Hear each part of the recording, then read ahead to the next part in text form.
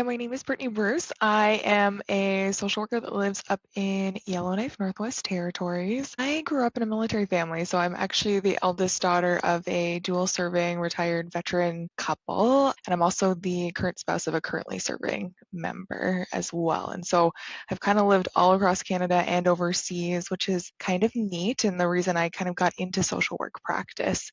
Just because I've been one of those kids that could never receive consistent mental health care with all the moving. And so I really wanted to be somebody that could kind of work in that space. And so that's how I got into social work. I do consider myself to be a bit more of a generalist social worker. I know we kind of stream ourselves a lot of the time. I started off, I have an undergrad in addictions counseling from the University of Lethbridge. So I did that counseling side of things with the clinical piece. And then I went on and did a generalist master's of social work degree from Wilfrid Laurier. So I do a little bit of that clinical social work, a little bit of the community-based social work, and now I work in more of a leadership role with the Territorial Government Health Authority in Yellowknife. In January of 2024, I was deployed on one of our territorial crisis responses. We had a plane crash in Fort Smith, one of our more southern regions in the Northwest Territories.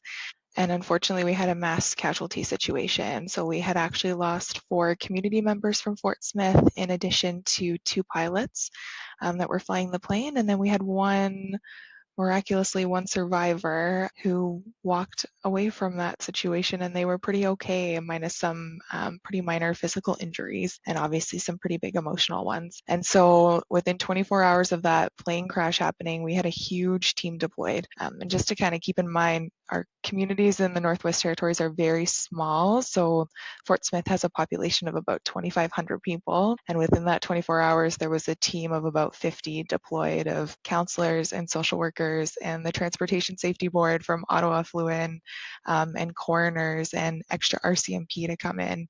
And it was a pretty overwhelming experience for the community. There was a lot of more immediate things that kind of needed to happen, like coroners being able to go in and try to go through the scene, the Transportation Safety Board trying to figure out if the plane crash was because of the weather, because of fault of an actual aircraft issue, or if it was something to do with the pilots. And so they needed to make that decision pretty quickly because Fort Smith is pretty challenging to get in and out of. They do have a road to the south, but a lot of the travel needs to happen by plane. And they only have one airline. And so unfortunately, the airline that had the plane crash was also the only airline able to fly in and out of Fort Smith regularly, or who had a regular route. So the families that were primarily impacted and had lost loved ones were really struggling for obvious reasons. And so part of my role was I had gone with the RCMP to make the notifications of those deaths. I had worked with the coroners to do their regular sort of family update meetings every night. They would talk through what had happened on the scene that day, if they were able to collect any evidence. Obviously, it was very minimal because the plane crash, essentially the fire from the plane crash had kind of made it so there wasn't very tangible evidence easily found.